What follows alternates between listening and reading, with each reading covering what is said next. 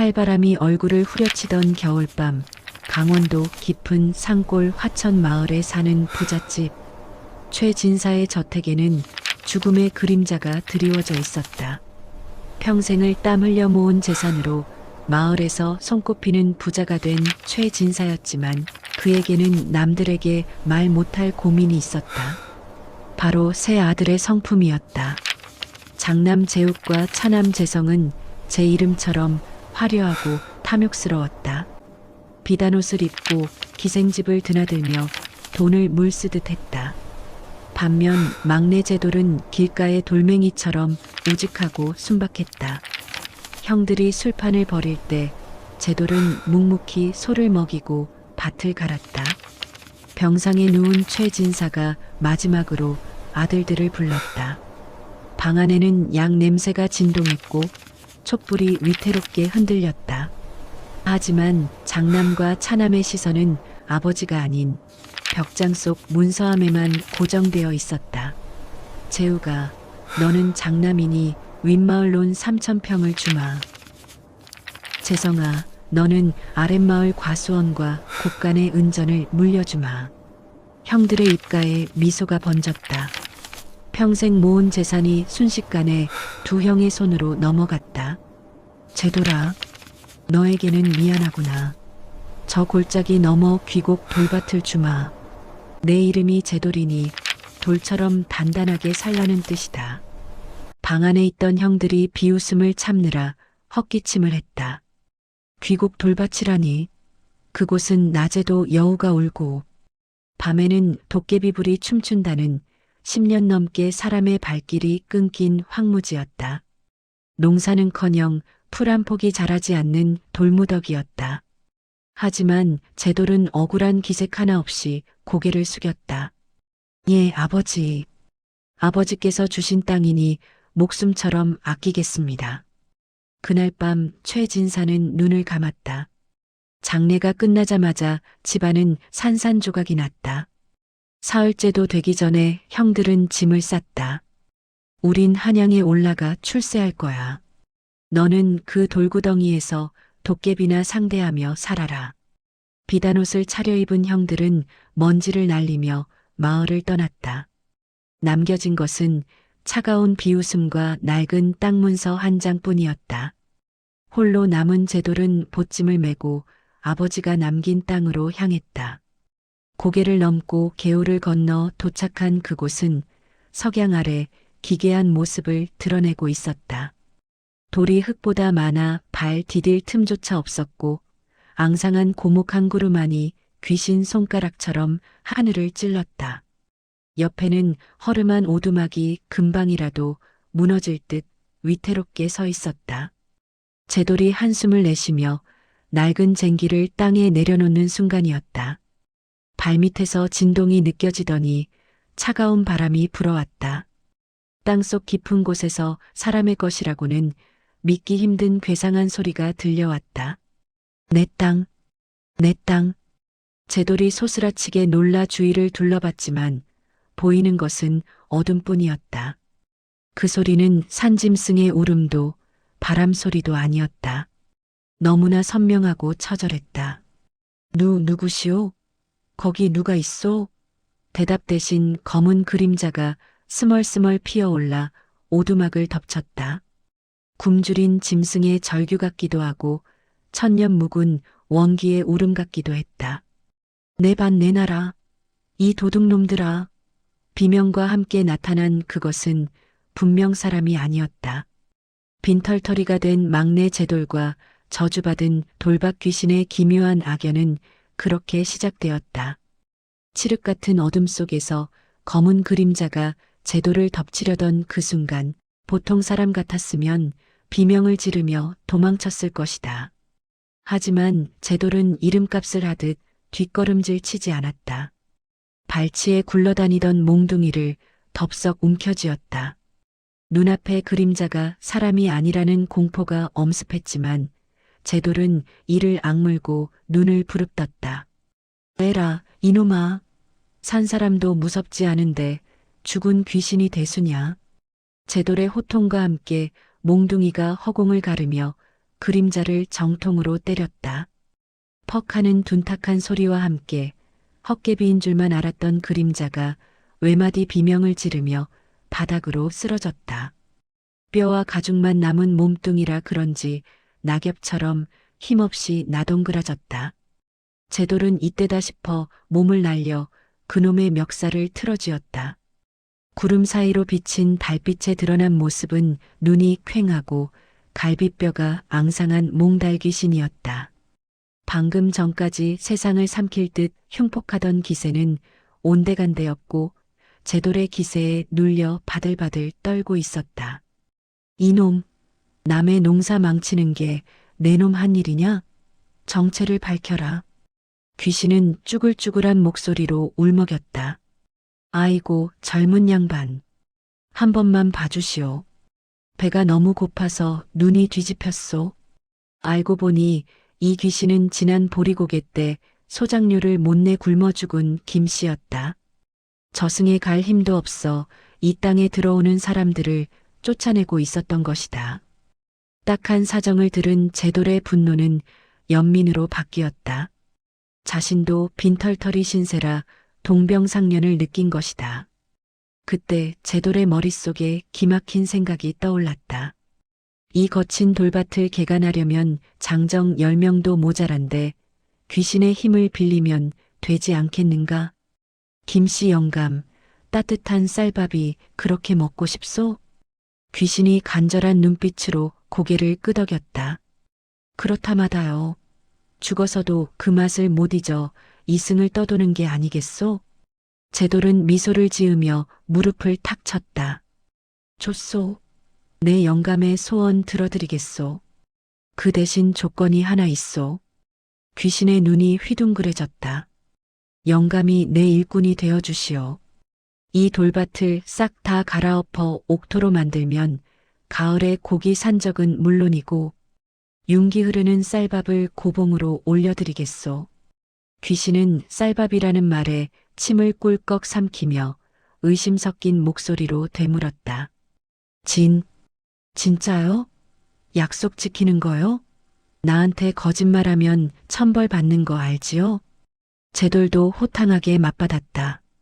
산 사람 대장부가 두말하겠소. 내 이름이 제돌이요. 돌처럼 무거운 약속이니 믿어도 좋소. 대신 꾀병 부리면 밥 한 술도 없을 줄 아시오. 그렇게 달밤 돌밭 위에서 쫓겨난 막내 아들과 굶어 죽은 귀신의 기묘한 계약이 성사되었다. 다음 날 동이 트자마자 제돌은 쟁기를 들고 밭으로 나갔다. 마을 사람들이 미친놈이라 수군거리는 가운데 제돌이 밭두렁에 앉아 소리쳤다. 어이, 김영감.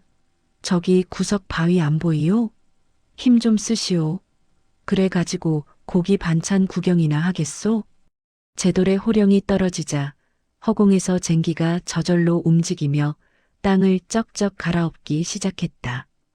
바위가 깨지는 굉음이 천둥처럼 울렸고 돌밭이 순식간에 뒤집히는 광경은 실로 장관이었다. 이를 본 마을 사람들은 입을 다물지 못했다. 귀신 김영감이 날마다 밤낮 없이 땅을 갈아엎자 풀 한 폭이 자라지 않던 죽은 땅은 어느새 검고 기름진 옥토로 변했다. 제돌은 약속대로 술을 땅에 뿌리며 격려를 아끼지 않았다. 우리 김영감 힘도 장사시구먼. 목마르시겠소. 막걸리 한 잔 들이키시오. 제돌이 술을 붓자 흙바닥이 순식간에 젖더니 누군가 하친 것처럼 뽀송뽀송해졌다. 귀신이 술을 마신 것이 분명했다. 며칠 밤낮을 쉬지 않고 일한 끝에 황무지는 완전히 새로운 땅으로 거듭났다. 제돌이 씨를 뿌리자 싹이 파릇파릇 돋아났고 가뭄이 들어도 제돌의 땅만은 촉촉하게 물기를 머금고 있었다. 밤마다 귀신 김영감이 땅속 수맥을 끌어올려준 덕분이었다. 가을이 깊어지자 제돌의 밭에는 황금 물결이 일렁였다. 쌀알은 굵고 실해서 방아를 찧으면 구슬이 굴러가는 소리가 날 정도였다. 제돌은 약속대로 쌀밥을 고봉으로 담고 장터에서 제일 좋은 고기를 사다가 밥 가운데 상을 차렸다. 김영감, 약속대로 쌀밥에 고기 반찬 대령했소. 배 터지게 드시오. 제돌의 진심 어린 제사에 귀신도 감복했는지 그날 밤 때 아닌 단비가 보슬보슬 내렸다. 비록 하루아침에 만석군이 된 것은 아니었지만 찢어지게 가난하던 제돌의 살림에도 여유가 생기기 시작했다.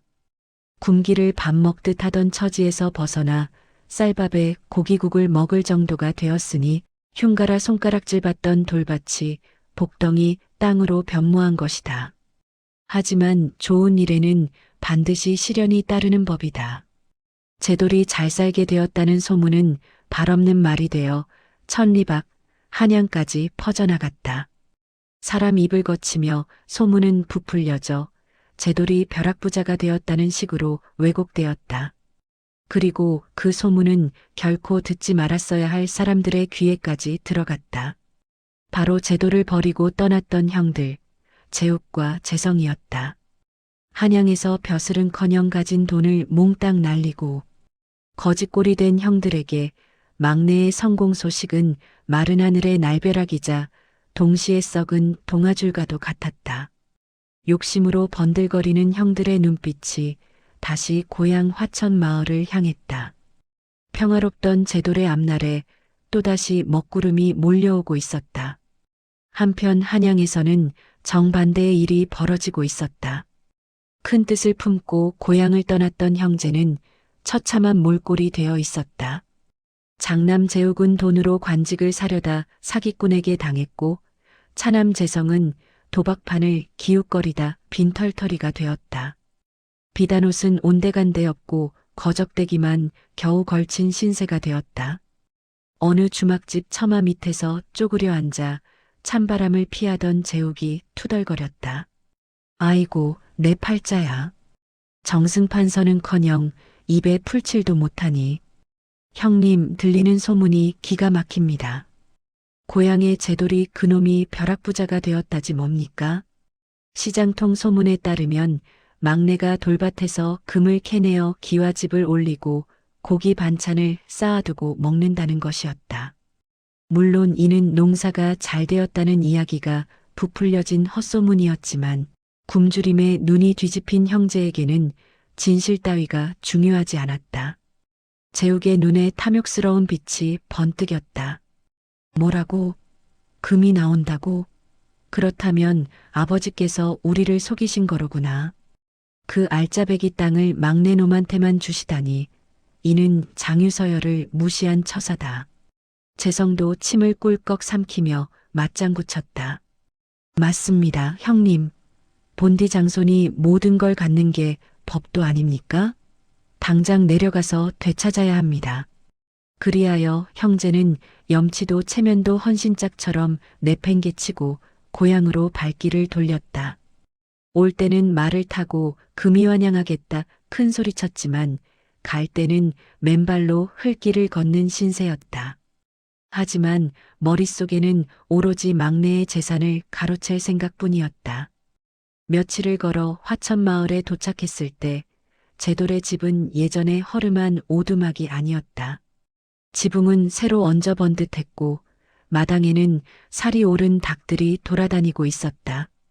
그때 저녁상을 물리고 마루에 나와 쉬던 제돌은 대문 밖에 거짓골을 보고 혀를 찼다.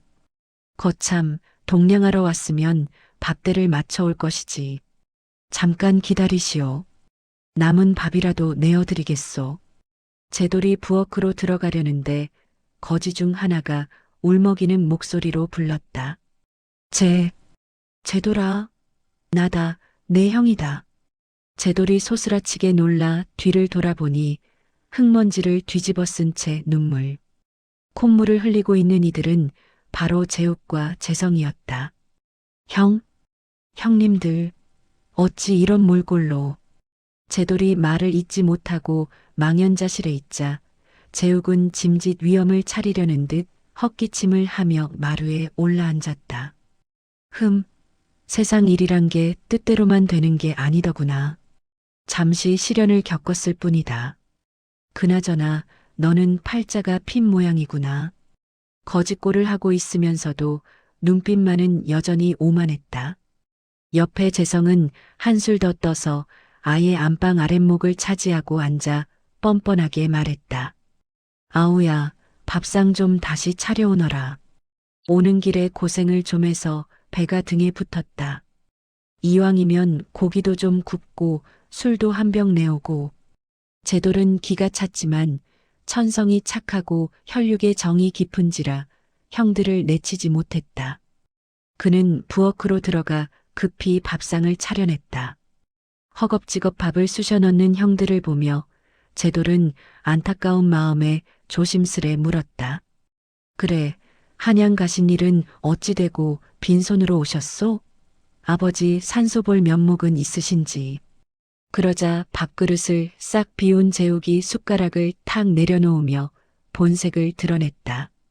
면목 타령은 내가 할 소리가 아니지. 이놈 제돌아. 내가 감히 형들을 속이고 알짜배기 땅을 독차지해? 아버님께서 노망이 드셔 실수하신 게 분명하니 그 돌반 문서를 당장 내놓거라. 제돌은 귀를 의심했다. 밥을 얻어먹자마자 내놓는 소리가 땅을 내놓으라니 적반하장도 유분수였다. 형님, 그게 무슨 억지 말씀이요? 아버지께서 눈 감으실 때 두 분 다 계시지 않았소? 귀신 나온다고 침. 뱉고 떠날 땐 언제고 이제 와서 땅을 달라니요?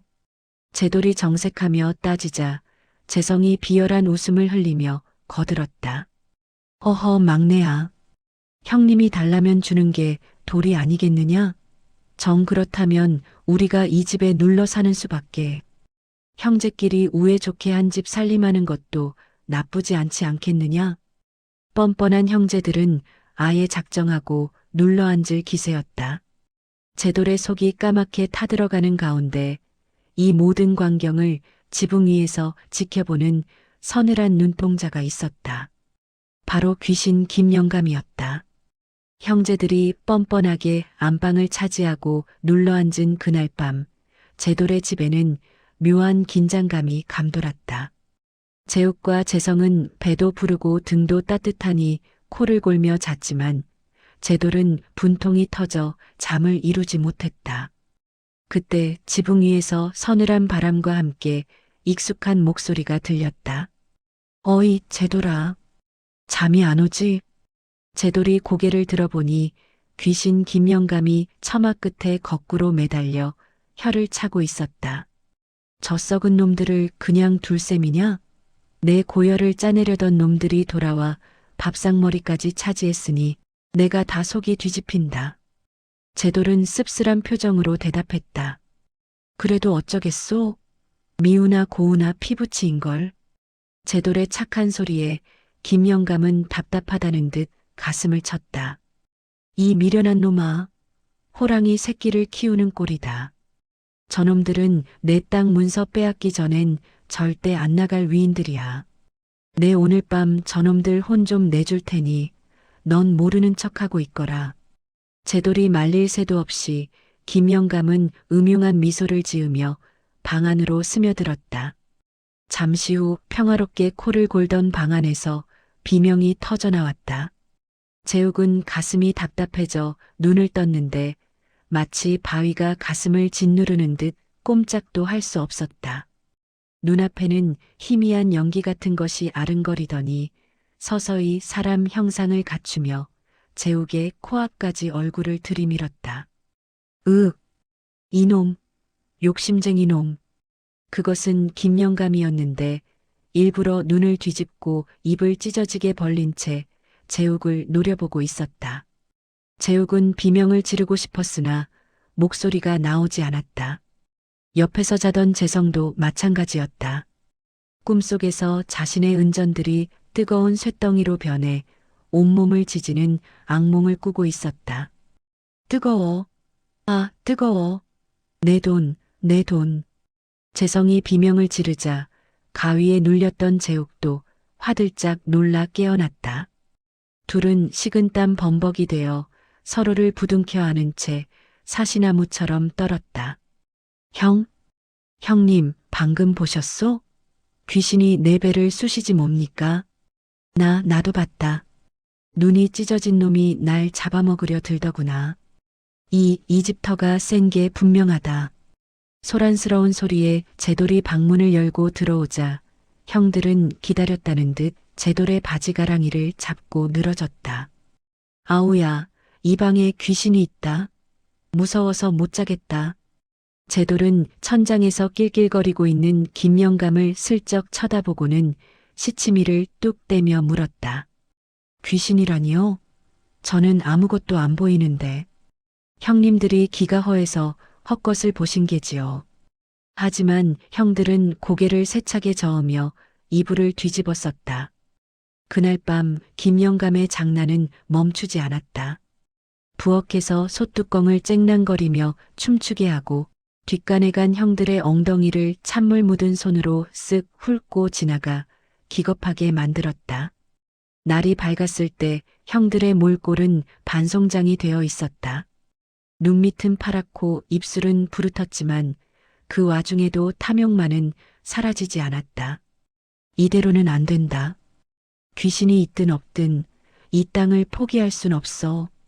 저 귀신부터 처리해야 한다. 결국 형제들은 옆 마을의 박수무당을 데려와 구판을 벌이기로 했다. 형제들이 불러온 박수무당은 생김새부터 예사롭지 않았다. 뱀눈처럼 찢어진 눈매에 붉은 입술, 화려한 무복을 걸친 폼이 거들먹거렸다. 무당은 마당 한가운데 서서 부채를 펼치더니 날카로운 눈빛을 쏘아보며 외쳤다. 허허, 냄새가 난다. 이 터에 고약한 놈이 둥지를 틀고 앉아 있어. 재욱이 기다렸다는 듯 호들갑을 떨었다. 그렇지요. 저 잡기놈이 밤마다 우릴 괴롭히고 멀쩡한 내 동생을 홀려 땅을 차지하게 만들었으니 부디 쫓아내 주십시오. 무당은 음흉한 미소를 지었다. 사실 이 무당은 영험하기보다는 눈치가 빠르고 탐욕스러운 자였다. 땅의 기운이 범상치 않음을 알아채고 속으로 쾌재를 불렀다. 호, 보통 잡기가 아니로구나. 저놈을 잘 구슬려 내 신령으로 삼으면 큰 돈을 벌 수 있겠어. 무당은 즉시 구판을 벌일 채비를 했다. 마당에 깃발이 나붙고 돼지머리와 시루떡이 차려졌으며 진과 꽹과리 소리가 요란하게 울렸다. 제돌은 불안한 마음에 방문을 열고 지켜봤지만 형들이 앞을 가로막아 나설 수 없었다. 무당은 작두 위에 올라 춤을 추며 주문을 외웠다. 그 소리가 기괴하고 날카로웠다. 물러가라. 썩 물러가라. 내 명을 받들지 않으면 뼈도 못 추리게 만들 테다. 무당이 허공을 향해 부채를 휘두를 때마다 지붕 위 김영감은 끔찍한 고통을 느꼈다. 마치 불에 달군 새꼬챙이가 온몸을 찌르는 듯했다. 으악, 제돌아, 나 좀 살려다오. 저놈이 내 혼을 찢으려 한다. 김영감의 절박한 목소리가 제돌의 귀에만 들렸다. 제돌은 더 이상 참을 수 없었다. 형들의 만류를 뿌리치고 마당으로 뛰쳐나온 제돌은 뒷간으로 달려가 똥통을 찾았다. 이놈들, 남의 집에서 구판은 무슨 구판이냐?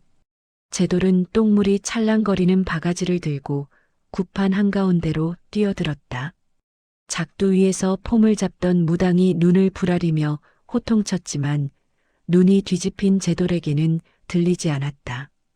에라이, 사기꾼 놈아, 똥물이나 처먹어라. 제돌은 바가지에 누런 똥물을 무당의 면상을 향해 시원하게 끼얹었다. 으악, 이게 무슨 짓이냐? 화려하던 무복은 순식간에 오물범벅이 되었고 무당은 악취에 질식할 듯 헛구역질하며 작두에서 굴러떨어졌다. 구판은 그야말로 아수라장이 되었다. 제욱과 재성은 똥물을 뒤집어 쓴 채 멍하니 서 있다가 제돌의 살기 등등한 눈빛을 보고 뒷걸음질 쳤다. 너, 이놈 미쳐도 단단히 미쳤구나. 천벌은 형님들이나 받으시오. 멀쩡한 사람 잡으려 드는 게 천벌 받을 짓이지. 오물을 뒤집어 쓴 무당은 씩씩거리며 대문을 나서면서 저주를 퍼부었다. 두고 보자. 이 땅에 저주가 내릴 것이다. 물 한 방울 나지 않는 불모지가 될 테니 그리 알아라. 무당이 떠난 뒤 지붕 위 김영감이 겨우 숨을 돌리며 내려와 제돌의 어깨를 토닥였다. 고맙다, 제돌아. 내 덕에 살았다. 똥물 뒤집어 쓴 놈치고 저리 꼴 좋은 놈은 처음 보는구나. 둘은 서로를 보며 웃었지만 무당이 남긴 저주는 불길한 그림자처럼 마음 한구석에 남았다. 무당이 저주를 퍼붓고 사라진 뒤 거짓말처럼 화천 마을에 지독한 가뭄이 찾아왔다. 하늘은 야속하게도 구름 한 점 없이 맑았고 땡볕에 개울물은 말라붙고 땅은 거북 등처럼 쩍쩍 갈라졌다. 제돌의 황금빛 꿈도 타들어가는 곡식과 함께 바스라질 위기에 처했다. 제돌은 매일 하늘을 올려다보며 깊은 한숨을 내쉬었다. 형들도 속이 타기는 마찬가지였다. 곡식이 말라 죽으면 차지하려던 땅이 쓸모없는 돌무더기로 돌아갈 판이었다. 제욱이 제돌에게 퉁명스레 물었다. 야, 대책이 없느냐? 귀신이랑 짝짝꿍 맞춰 농사 짓는다더니 비오게 하는 재주는 없는 게야? 제돌은 이참에 형들의 버릇을 고쳐 놓아야겠다고 마음먹었다. 형님들, 배가 고프면 밥값을 하셔야지. 물이 필요하면 직접 길어오고 밭이 마르면 호미질이라도 해서 흙을 뒤집어야 할 거 아니오? 일하지 않는 자는 먹지도 말라 했으니 오늘부터 일 안 하면 밥도 없소. 형들은 투덜거리면서도 낡은 호미와 물지개를 짊어지고 밭으로 나갈 수밖에 없었다. 처음에는 요령이 없어 흙만 뒤집었었지만 땀을 흘리며 일하다 보니 얼굴에 빛이 돌기 시작했다. 하지만 사람의 힘만으로는 하늘의 뜻을 거스르기 역부족이었다. 아무리 물을 길어 날라도 밑빠진 독에 물 붓기였다. 벼들은 고개를 숙인 채 누렇게 말라갔다. 밤이 되자 지붕 위에서 이 광경을 지켜보던 김영감의 마음도 타들어갔다. 이게 다 나 때문이다. 내가 무당놈의 심기를 건드려 애꿎은 제돌과 곡식들만 죽어나가는구나. 내 밥줄 끊어지는 것도 문제지만 저 착한 놈이 낙심할 걸 생각하니 가슴이 아프구나. 김영감은 결단을 내린 듯 비장한 표정으로 땅을 내려다봤다. 본래 귀신이 자신의 영역을 함부로 쓰면 혼이 흩어져 소멸할 위험이 있지만 지금은 그런 것을 따질 때가 아니었다. 이봐, 제돌아. 내 오늘 밥값 한번 제대로 할 테니 나중에 고기 반찬이나 넉넉히 챙겨주게나. 혼잣말을 남긴 김영감은 그대로 땅속으로 몸을 던졌다. 물고기가 물을 만나듯 흙 속으로 스며든 김영감은 바위 틈새를 비집고 들어가 깊은 곳에 흐르는 수맥을 잡기 시작했다. 땅속은 칠흑 같은 어둠이었지만 김영감은 자신의 혼을 태워 빛을 내며 더 깊이 파고들었다. 얼마나 지났을까? 자다 깬 제돌이 목이 말라 우물가로 나왔다가 기이한 소리를 들었다. 땅 밑에서 천둥이 치는 듯한 굉음과 함께 밭이 쩍 갈라지더니 그 틈으로 시원한 물줄기가 분수처럼 솟구쳐 올랐다. 제돌이 기겁하며 달려가 보니 그것은 단순한 지하수가 아니라 김영감이 제 몸을 던져 터트린 생명수였다. 메말랐던 논바닥이 순식간에 물로 채워지자 죽어가던 벼들이 다시 푸른 빛을 띠며 생기를 되찾았다. 잠에서 깬 형들도 뛰쳐나와 이 광경을 보고 입을 다물지 못했다. 야, 물이다. 물이 터졌다. 형들은 덩실덩실 춤을 췄지만 제돌은 마냥 기뻐할 수 없었다. 물줄기 속에서 희미하게 일렁이는 김영감의 형상이 평소보다 훨씬 흐릿하고 위태로워 보였기 때문이다. 제돌은 젖은 땅에 무릎을 꿇고 울먹이며 소리쳤다. 김영감, 이게 무슨 짓이오? 이러다 큰일 나면 어쩌려고. 하지만 대답은 돌아오지 않았다. 시원한 물소리만이 울려 퍼질 뿐 김영감의 흐릿한 형상은 물보라 속으로 희미하게 흩어지고 있었다.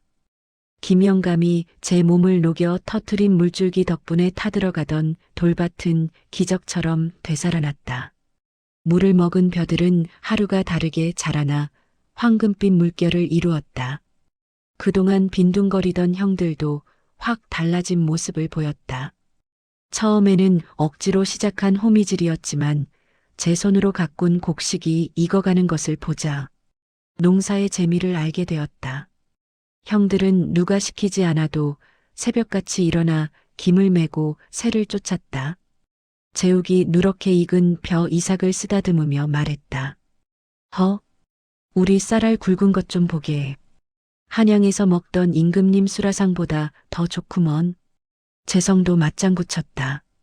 그렇고 말고 형님, 올 가을엔 우리 삼형제 기와집 한 채씩 올리겠소. 비록 재물 욕심은 여전했지만 예전처럼 동생 것을 빼앗으려는 도둑놈. 신보가 아니라 함께 잘 살아보자는 마음이었다. 하지만 풍년에는 언제나 도적대가 따르는 법이다. 수확을 며칠 앞둔 어느 날 밤 마을의 고요를 깨는 횃불 무리가 나타났다.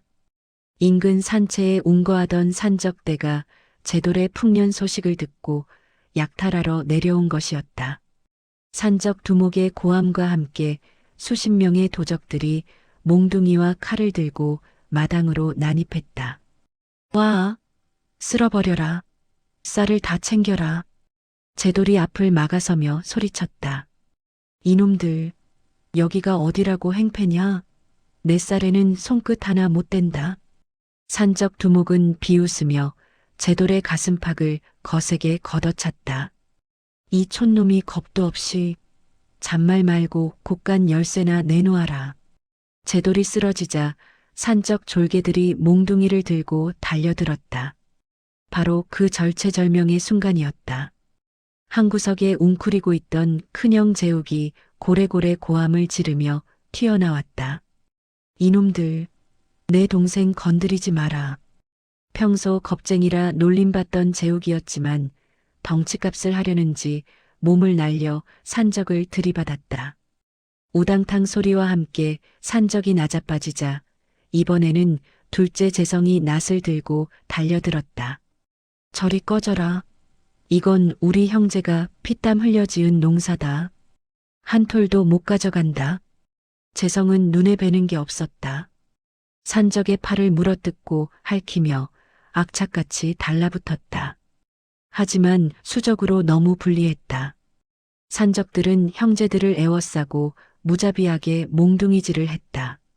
이 독한 놈들, 맛 좀 봐야 정신을 차리겠구나. 재욱과 재성은 비명을 지르면서도 쓰러진 제돌의 위를 온몸으로 덮어 막았다. 몽둥이가 등과 머리로 쏟아졌지만 형들은 피를 토하면서도 동생을 놓지 않았다. 재욱이 거친 숨을 몰아쉬며 제돌에게 속삭였다. 제돌아, 괜찮냐? 형이 막아줄 테니 너는 피해라. 재성도 터진 입술로 피를 뱉으며 악을 썼다. 안 된다. 이 쌀 빼앗기면 우리 막내 장가도 못 보낸다. 절대 못 준다, 이놈들아. 제돌은 자신을 덮은 형들의 붉은 피를 보며 오열했다. 돈밖에 모르던 속물인 줄 알았던 형들이 자신을 위해 목숨을 걸고 방패가 되어주고 있었던 것이다. 형님들, 비키시오. 이러다 다 죽소. 제돌의 절규에도 형들은 요지부동이었다. 그 처참한 광경을 지붕 위에서 내려다보는 이가 있었다. 가뭄때 영력을 소진하여 희미해진 귀신 김영감이었다. 김영감은 형들의 희생을 보며 가슴속에서 뜨거운 무언가가 울컥 치솟는 것을 느꼈다. 썩을 놈들이 제법이로구나. 형제는 형제로다. 김영감의 흐릿하던 눈동자에 다시 서슬 퍼런 도깨비불이 타올랐다. 이는 단순한 분노가 아니라 가족을 지키려는 수호신의 결기였다. 산적 두목이 휘두른 몽둥이가 재욱의 등을 내리치려는 찰나였다. 이 천하의 썩은 놈들아, 감히 누구 밥상에 흙탕물을 튀기느냐. 우렁찬 호통 소리가 마을을 뒤흔들었다.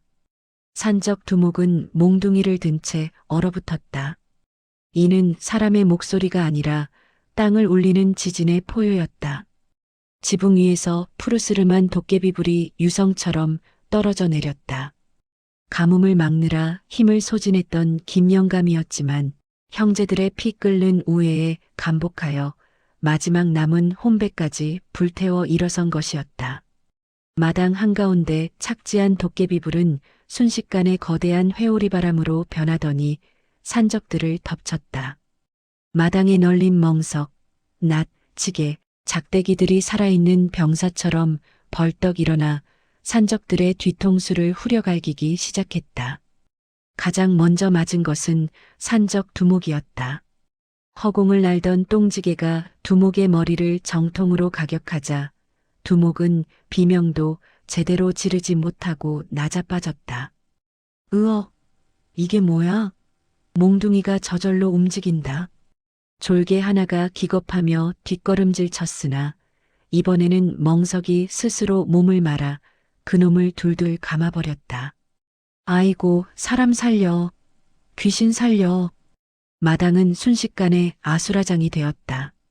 산적들은 보이지 않는 적에게 얻어터지며 혼비백산했다. 피투성이가 된 채 서로를 부둥켜 안고 있던 삼형제는 이 믿을 수 없는 광경에 입을 다물지 못했다. 재욱이 퉁퉁 부은 눈을 비비며 제돌에게 물었다. 제돌아, 저게 대체 무슨 조화냐? 형님, 조상님이 아니라 우리 식구입니다. 김영감이 우리를 지키려고 저리 화를 내시는 겁니다. 허공에서 김영감의 걸쭉한 목소리가 다시 울렸다. 이놈들이 내 제사상을 엎으려 든 놈들이냐? 오늘 내 너희 뼈마디를 추려서 밥걸음으로 써주마. 귀신의 서슬 퍼런 협박에 산적들은 오금이 저려 더 이상 버틸 재간이 없었다. 두목은 깨진 머리를 감싸쥐고 기어가기 시작했다. 튀어. 여긴 사람이 올 곳이 아니다. 두목의 명령이 떨어지자 산적대는 집신이 벗겨지는 줄도 모르고 주행랑을 쳤다. 산에서 내려올 때는 호랑이 같던 기세가 도망갈 때는 똥개만도 못한 꼴이었다. 소란이 잦아들고 마당에는 다시 정적이 감돌았다. 바닥에 주저앉아 거친 숨을 몰아쉬던 삼형제는 그제야 긴장이 풀려 서로를 바라봤다. 얼굴은 피범벅이었지만 재욱과 재성 그리고 제돌의 눈에는 난생 처음으로 뜨거운 형제애가 흐르고 있었다. 재성이 찢어진 입술을 실룩이며 멋쩍은 웃음을 지었다. 헤헤. 형님, 아까 박치기 좋으시던데요? 산적놈이 나가떨어지는 건 처음 봤습니다. 재욱도 욱신거리는 허리를 펴며 너스레를 떨었다. 내 노은 어떻고? 이빨로 사람 팔뚝을 물어뜯는 놈이 어디 있느냐? 우리 집에 똥개 한 마리 키우는 줄 알았다. 형들의 농담에 제돌이 울다가 웃다가를 반복하자 허공을 떠돌던 푸른 불빛이 서서히 형제들 앞으로 내려왔다. 김영감이었다. 비록 형체는 전보다 더 흐릿해져 금방이라도 흩어질 듯 위태로웠지만 그 표정만은 더할 나위 없이 온화했다. 제돌은 무릎을 꿇고 김영감을 향해 절을 올리며 흐느꼈다. 영감님, 고맙소. 정말 고맙소. 이 못난 놈들 살리자고 그 귀한 힘을 또 쓰셨소. 김영감은 빙그레 웃으며 대답 대신 부드러운 바람이 되어 형제들의 상처를 어루만졌다. 그 손길은 마치 잃어버린 아버지가 자식들을 다독이는 것처럼 따스했다. 산적들이 도망친 뒤 화천 마을에는 다시 평화가 찾아왔다. 형제들의 상처에도 딱지가 않듯 돌밭에는 고요한 바람만 불었다. 몸은 만신창이가 되었지만 삼형제의 마음은 확연히 달라져 있었다. 재욱과 재성은 더 이상 꾀병을 부리지 않았고 제돌도 형들을 짐으로 여기지 않았다. 그들은 서로의 상처에 약초를 발라주며 묵묵히 낫을 들고 들판으로 나갔다. 황금빛으로 일렁이는 벼 이삭을 베는 그들의 손길에는 탐욕 대신 땀방울이 서려 있었다. 수확은 그야말로 대풍년이었다.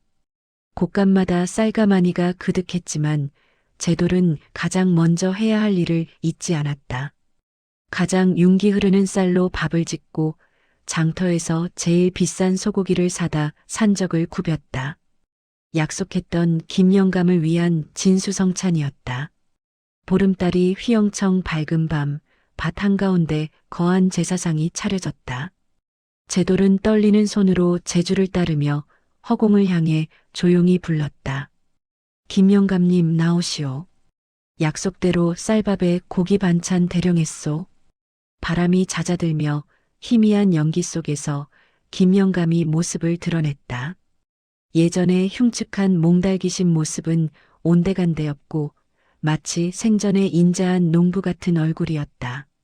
김영감은 상다리가 휘어질 듯 차려진 음식을 보며 아이처럼 입을 다물지 못했다.